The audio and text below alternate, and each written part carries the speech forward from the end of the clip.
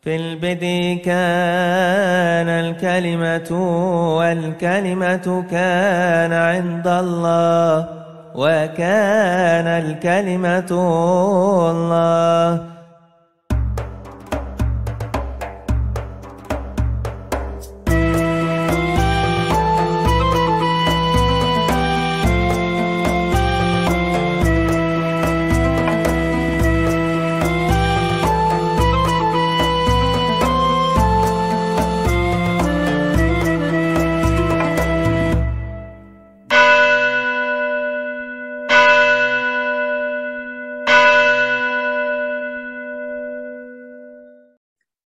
Untuk mendukung pelayanan Bambang Nursena Channel, jangan lupa subscribe dan nyalakan lonceng notifikasinya. Shalom Aleichem Besem Hamashiach. Waalaikumsalam Besem Hamashiach. Salam sejahtera di dalam Kristus. Selamat berjumpa kembali dengan saya Safa dalam Q&A bersama Dr. Bambang Nursena. Sahabat BNC, kali ini kita hadir di awal tahun 2022 dengan tamu yang istimewa, anak-anak muda yang ingin belajar tentang iman mereka sebagai seorang pengikut Kristus bersama Dr. Bambang Nursena. Shalom, Mbah. Shalom. Shalom anak-anak, selamat datang di program Q&A bersama Baba Nur. Ya, nanti kita akan membahas lebih banyak apa yang menjadi pertanyaan kalian dalam iman kalian selama ini. Kita sudah memasuki tahun baru, tahun 2022. Kita sudah meninggalkan tahun 2021. Apa kira-kira pesan Baba untuk kami semua, khususnya untuk generasi muda? Ya, terima kasih Salam, saudara-saudara. Tentu kalau kita membaca kitab suci, misalnya dari Mazmur Daud, ya, ayat yang sangat terkenal, yang artinya adalah ajarlah kami menghitung hari-hari kami sedemikian agar kami memperoleh hati yang bijaksana. Limnot yemenu ken hoda venafile fabhakna. Bahasa Ibrani seperti itu. Wah, itu bahasa Ibrani dan bahasa Indonesia ya, Bah. Itu kitab apa itu yang Baba baca? Ya, ini adalah Perjanjian Lama. Terbitan kita Indonesia? Ya, terbitan Indonesia sudah lama, ini tahun 2003. Jadi bagi teman-teman yang ingin mempelajari Alkitab dalam bahasa aslinya, sekarang sudah tersedia ini bahasa aslinya, yaitu bahasa Ibrani dan bahasa Indonesia. Wah, menarik. Jadi ini yang disebut dengan Tanakh, ya, Torah, Nevim, Ketubim.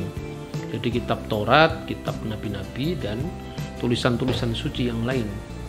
Jadi sudah tersedia, jadi teks bahasa asli. Dan itu sudah bisa dibeli bebas. Oh, sudah bisa dibeli bebas. Paling tidak kalau tidak tersedia di toko buku umum, kadang-kadang habis, kita bisa langsung membelinya lewat lembaga Alkitab Indonesia. Oh ya, jadi sahabat BNC bisa memiliki Alkitab dua bahasa ya, bahasa Ibrani dan bahasa Indonesia, dengan memesannya di Lembaga Alkitab Indonesia.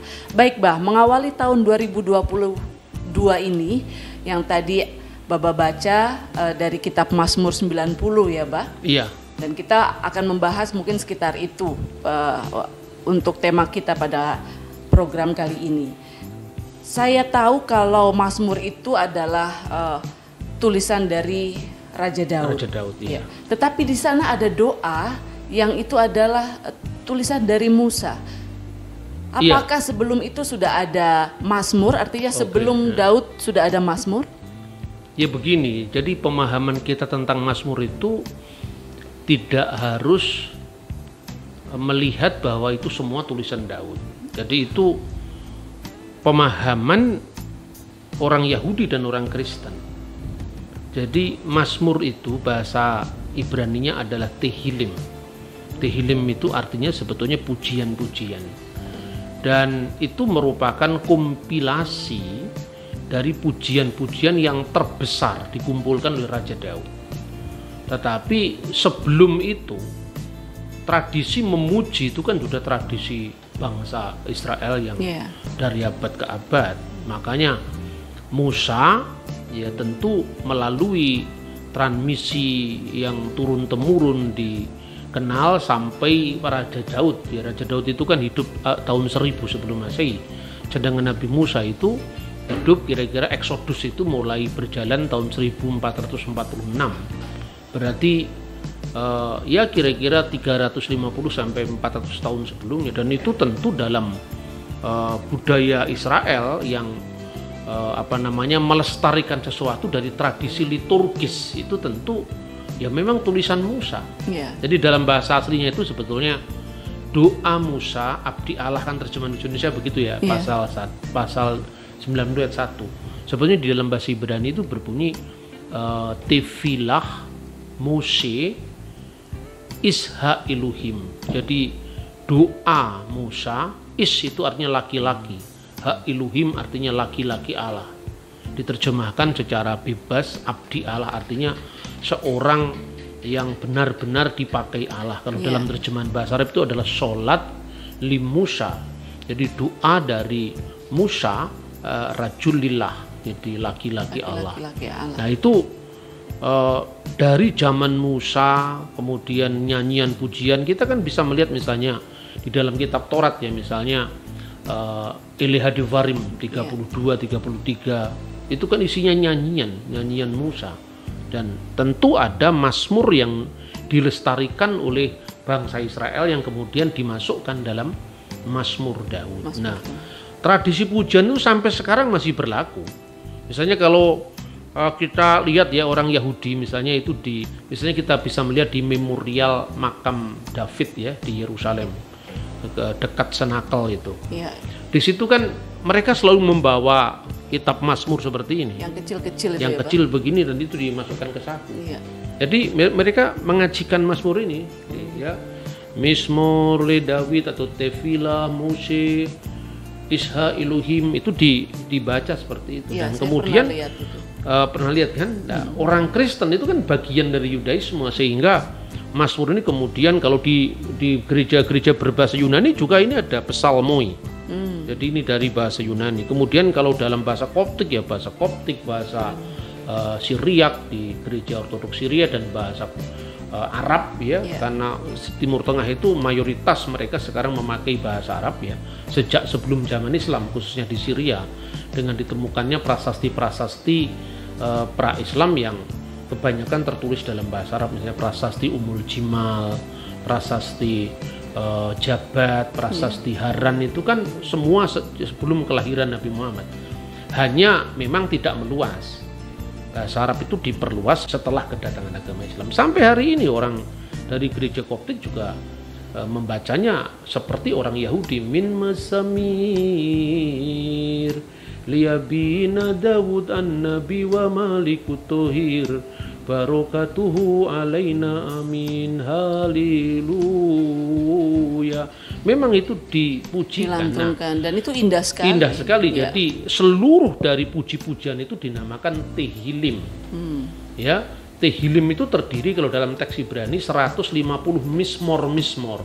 Nah, dari kata mismor itu kemudian menjadi bahasa Arab mazmur. Makanya ada kata-kata bermazmur. Dan kita memiliki teksnya ya, misalnya kalau ini tadi teks Ibrani ya dengan bahasa Inggris, ini diterbitkan oleh Tel Aviv Publishing, ini penerbit Yahudi. Ini penerbit Kristen ya di Athena dalam bahasa Yunani. Ini penerbit Yahudi misalnya ya. Ini Mesorah Publishing, ini penerbit Yahudi, dan isinya juga sama. Jadi kitab Yahudi dan kitab Kristen itu satu. Yang berbeda adalah penafsirannya. Jadi teks aslinya ya bahasa Ibrani masih terpelihara sampai hari ini. Tidak benar kalau bahasa aslinya kitab suci itu hilang, itu tidak benar. Dan misalnya kita melihat ya teks dari abad ke-10 ini, misalnya kitab Mazmur ini dari abad ke-10 ini, namanya Masoretik. Kita juga memiliki teks naskah Laut Mati yang usianya 2000 tahun sebelum dunia modern itu mengenal percetakan, itu dalam bentuk scroll. Makanya dikenal dengan The Dead Sea Scroll, naskah gulungan Laut Mati. yang tertulis di atas perkamen ya Pak. Perkamen ya. Dan itu kita mempunyainya di The Museum Cafe. Iya, ada itu kitab Nabi Yesaya dan gulungan Peser Habakuk ya. Iya, betul. Ya, jadi tidak mustahil kan ya Pak, artinya di dalam kitab Mazmur ini ada doa yang itu sudah ada sejak zaman Musa karena mereka melakukannya, melantunkannya dalam hari-hari mereka, sehingga dilestarikan mungkin ya di dalam kitab Mazmur oleh Raja Daud. Satu contoh misalnya ya, Mazmur yang melestarikan liturgi penciptaan dan liturgi keluaran. Misalnya Mazmur 136. Itu nyanyian yang berabad-abad. Hodule loheha Elohim, kile olam hasdu. Terus, dan itu temanya adalah Bereshit bara Elohim, tentang awal mula Allah menciptakan, dan juga tentang kisah keluaran dari tanah Mesir. Ya, terima kasih Bah. Sebetulnya menarik sekali, dan ini mungkin adik-adik ini, anak-anak muda ini mungkin punya pertanyaan yang mau diajukan ke Baba Nur, silakan. Ya. Bahkan ya, yang saya ketahui kitab Zabur itu adalah kitab suci yang diturunkan kepada Nabi Daud. Sekarang pertanyaan saya, apa bedanya atau apakah sama kitab Zabur dengan Mazmur? Iya. Sebetulnya kalau kita melihat di dalam teks bahasa asli ya, artinya tradisi teks dari Yahudi kemudian Kristen ya. Yahudi kan ada bermacam-macam, itu ada terjemahan Targum dalam bahasa Aramaik, ada kalau Kristen itu Septuaginta, kemudian Pesita dalam bahasa Aramaik, Septuaginta itu bahasa Yunani, kemudian Vulgata bahasa Latin.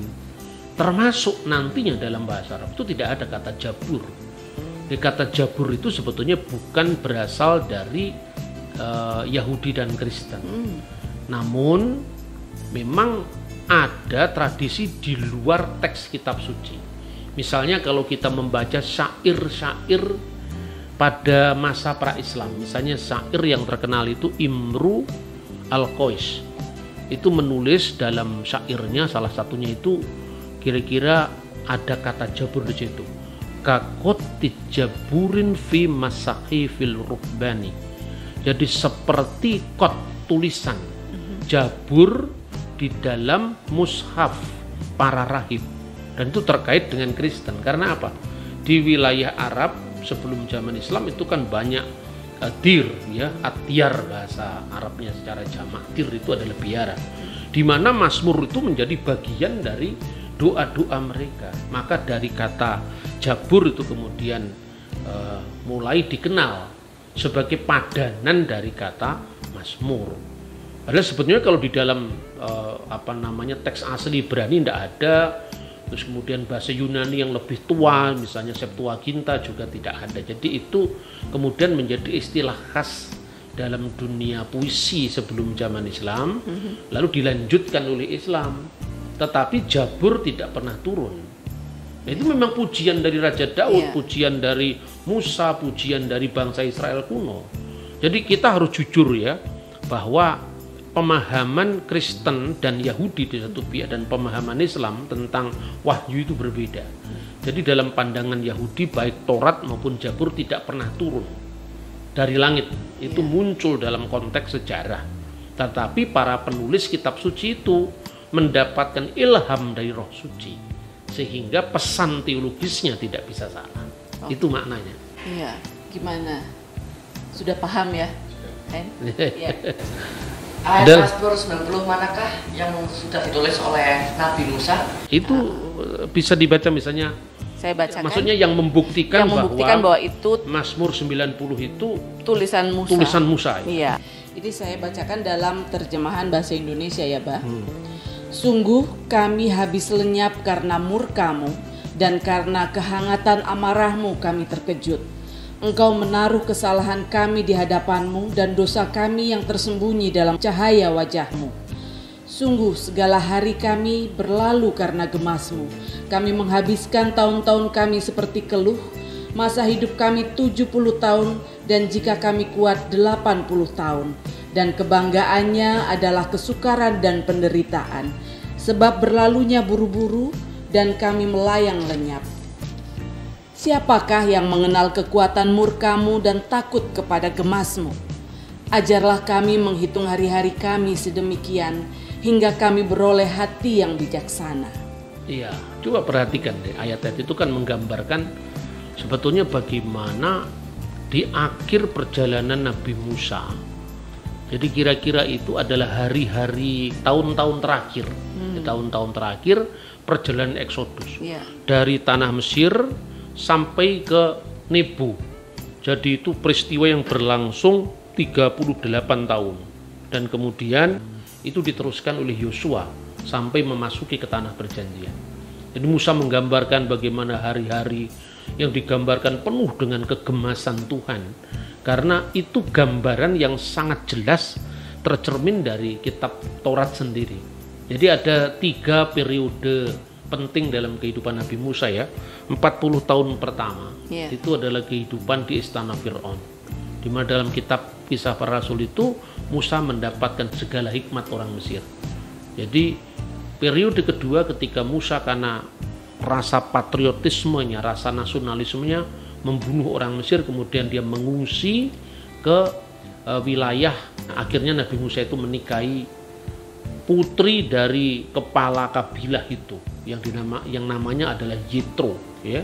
40 tahun kedua dan 40 tahun ketiga itu adalah Eksodus dari tanah Mesir. Jadi kalau menurut penanggalan dini itu dari tahun 1446 sebelum Masehi sampai ketika Musa sebelum dia memasuki tanah perjanjian dan Tuhan mengatakan kamu tidak boleh masuk ke tanah perjanjian karena Musa membuat kesalahan yang di mata Tuhan itu salah besar.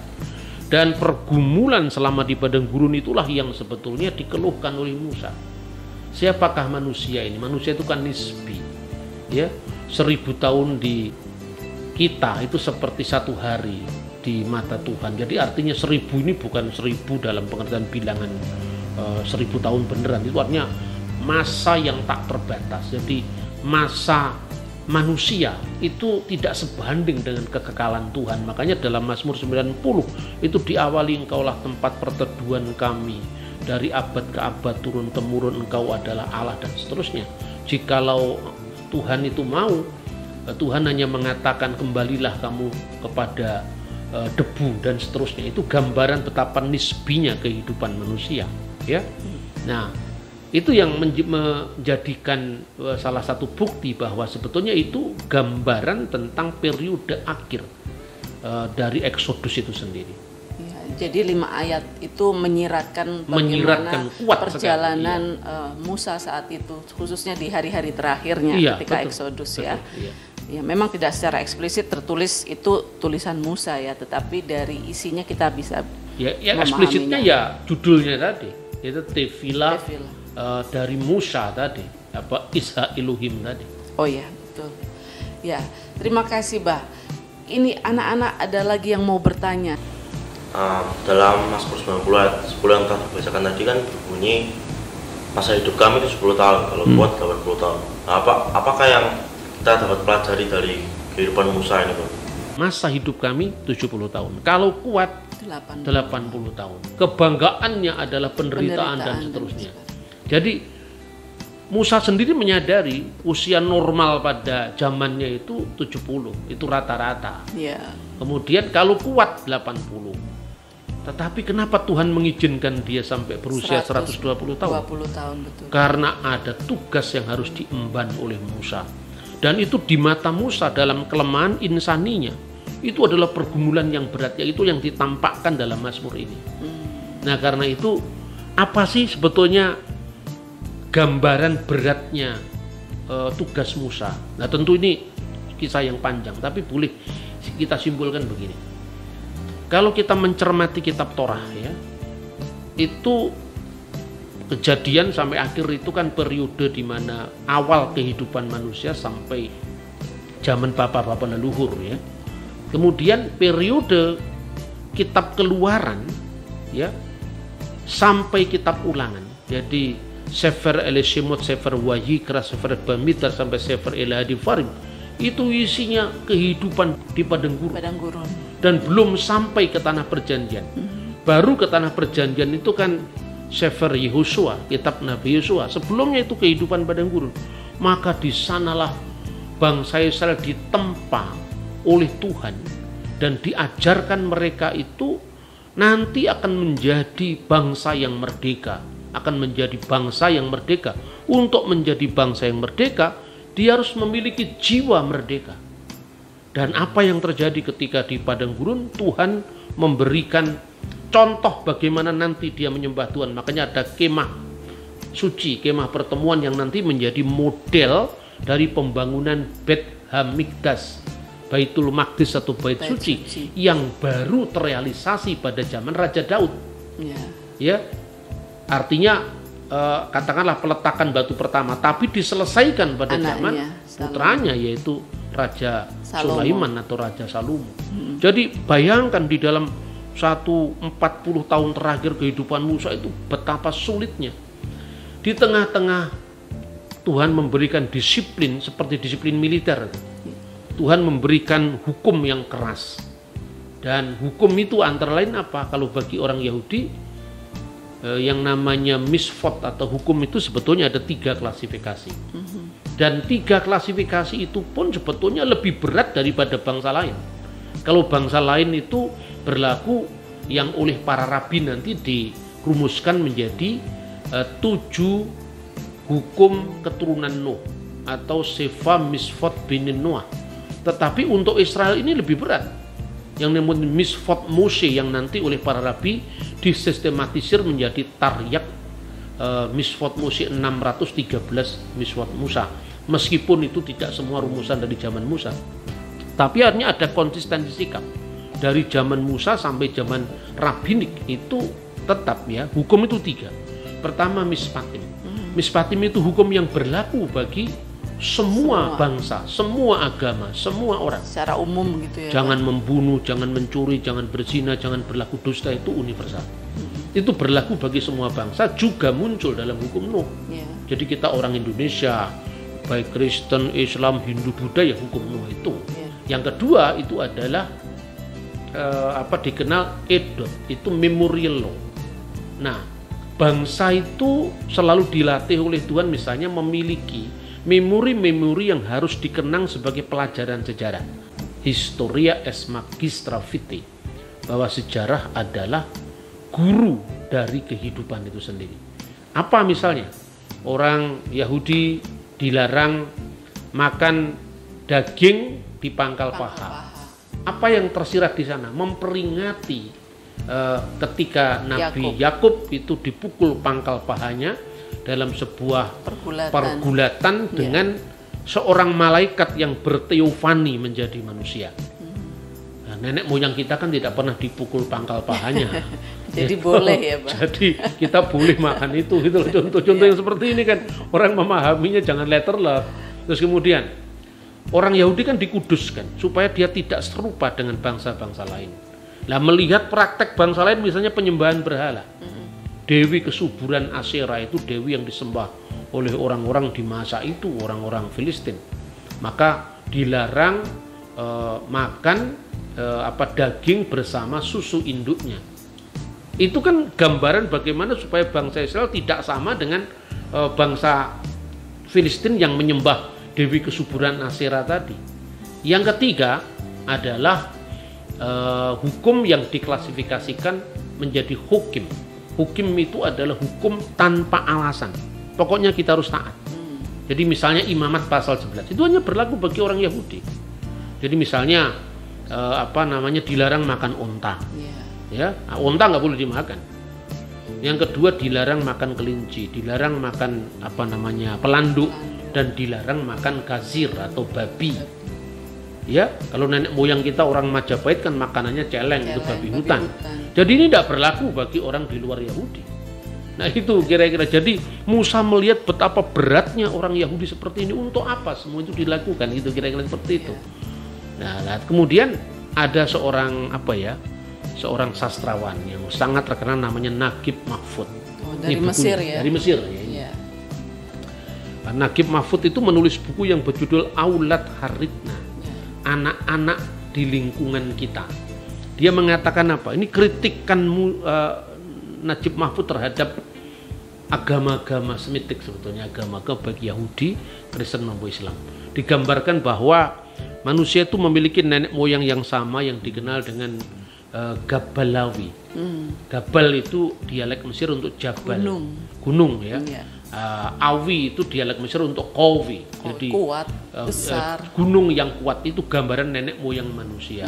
Dan sebagai orang Mesir dia terkesan dengan Bukit Mu'atam ya, orang Mesir mengatakan. Lalu dari Gabalawi itu memiliki anak-anak yang semua disuruh untuk menuntaskan misi untuk bagaimana membawa perdamaian, kesejahteraan, keadilan di bumi. Satu namanya Adam, dan Adam itu gagal. Itu gambaran siapa? Gambaran tentang kejatuhan manusia pertama yang bernama Adam.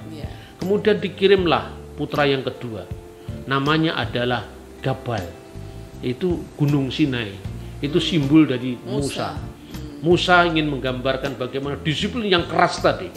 Gagal pula. Yang ketiga dikirim yang lembut, namanya adalah Rifa. Dan Rifa itu sebetulnya karena Najib Mahfud itu orang Islam ya, itu gambaran tentang Yesus Kristus. Karena dalam Al-Quran itu disebutkan ajaran kasih ya. Dan kata Rifa itu diambil dari warofeuka ilayya, dan mengangkat engkau kepadaku. Tapi itu pun karena umatnya tidak bisa menghayati ajaran Yesus itu gagal. Lalu dikirim yang berikut adalah Qasim. Qasim itu simbol dari Nabi Muhammad.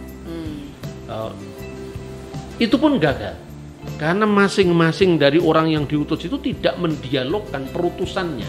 Misalnya Qasim seperti tidak bisa menerima Rifa. Kenapa perdamaian keadilan di bumi hanya berdasarkan hukum rohani? Kenapa bukan dengan kekerasan? Untuk menegakkan keadilan kan perlu sikap keras. Tapi karena tidak ada dialog, ya akhirnya gagal semua. Sampai Gabalawi mengutus yang terakhir. Itu adalah Arafah, dan Arafah itu adalah ilmu pengetahuan. Jadi gambaran agama-agama itu gagal karena fanatik, karena menang sendiri, karena melihat orang lain itu adalah kafir. Stigmatisasi seperti itu yang dikritik oleh Najib Mahfud, dan akhirnya ilmu pengetahuan yang membebaskan manusia dari sekat-sekat keagamaan yang pengap, sempit dan fanatik itulah yang justru berhasil. Tapi gara-gara itu Najib Mahfud itu terancam bunuh, bahkan berapa kali dia mengalami percobaan pembunuhan, dan dia seumur hidup tidak pernah sampai ke luar negeri. Buku ini sangat bagus. Ini baru terbit kira-kira tahun 2007, karena sebelumnya itu tidak boleh terbit dalam bahasa Arab, tidak boleh. Yang terbit dalam bahasa Inggris ya, ini boleh diterbitkan oleh American University. Jadi waktu Baba masih ada di Mesir ya, itu masih belum boleh yang bahasa Arab ini, tapi setelah tahun 2007 kalau tidak salah ini diterbitkan Darus Syaruk, tertulis di dalam bahasa Arab. Jadi ini satu pelajaran penting bahwa Nabi Musa pun di tengah-tengah kekuatannya yang luar biasa, hikmat yang luar biasa, ternyata dia juga punya kelemahan. Itulah kelemahan insani. Tetapi goal dari semuanya itu yang dikatakan oleh Raja Daud sendiri, hineh matof umanaim sefet akim gamyakat. Alangkah baiknya dan alangkah indahnya kalau semua saudara diam dalam kerukunan, seperti yang tertulis di dalam Mazmur 133 ayat 1. Itu pelajaran yang bisa kita ambil dari perjalanan kehidupan Musa atau Musa. Ya, menarik ya, Bah, kalau kita bisa mengkaji lebih dalam kitab suci kita, khususnya tema kita pada kali ini, dan mudah-mudahan adik-adik ini sudah mulai bisa memahami ya. Dan kita akan terus belajar bersama Baba Nur. Jadi silahkan kalau ada pertanyaan, kita akan ketemu lagi di program berikutnya untuk membahas lebih dalam agar iman kita semakin kuat di dalam mengiring Tuhan Yesus Kristus. Terima kasih sekali, Bah, untuk kajian kita pada kali ini, dan terima kasih anak-anak ya, adik-adik semua yang sudah hadir bersama dengan Baba Nur dalam Q&A kita. Sahabat BNC semua, terima kasih atas perhatian dan kiranya semua ini boleh menjadi berkat dan hikmat pencerahan bagi kita semua. Shalom Aleichem, Besem Hamashiach. Waalaikumsalam.